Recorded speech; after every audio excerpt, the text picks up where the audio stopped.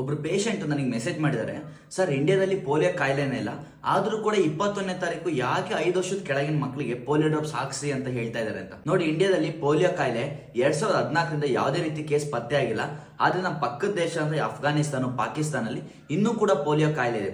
In case ನಮ್ immunity ಏನಾದ್ರು weak ಆಯ್ತು ಅಂದ್ರೆ ಈ ವೈರಸ್ ನಮ್ಗೆ ಅಟ್ಯಾಕ್ ಆಗೋ ಚಾನ್ಸಸ್ ಇರುತ್ತೆ. ನಿಮ್ಗೆ ಎಲ್ರಿಗೂ ಗೊತ್ತು ಪೋಲಿಯೋ ಎಷ್ಟು ಒಂದು ಡೇಂಜರಸ್ ವೈರಸ್ ಅಂತ.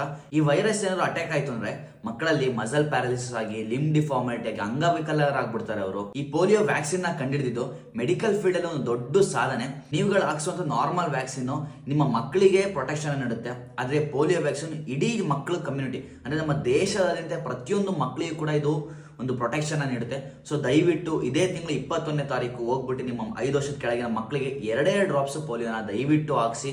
ಇನ್ ಕೇಸ್ ಏನೋ ಮಿಸ್ ಆಗಿದ್ರೆ 22ರಿಂದ 24ನೇ ತಾರೀಕು ಮೆಡಿಕಲ್ ಕಮ್ಯುನಿಟಿ ಅವರು ನಿಮ್ಮ ಮನೆಗೆ ಬಂದ್ಬಿಟ್ಟು ಚೆಕ್ ಮಾಡ್ತಾರೆ ವ್ಯಾಕ್ಸಿನೇಷನ್ ಹಾಕ್ಸಿದಿರಾ ಇಲ್ವಾ ಅಂತ.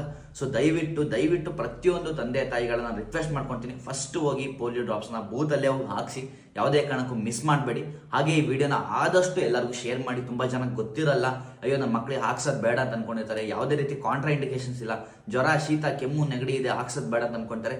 ಯಾವುದೇ ರೀತಿ ತೊಂದರೆ ಇಲ್ಲ, ಹಾಕ್ಸ್ಬೋದು ನೀವು.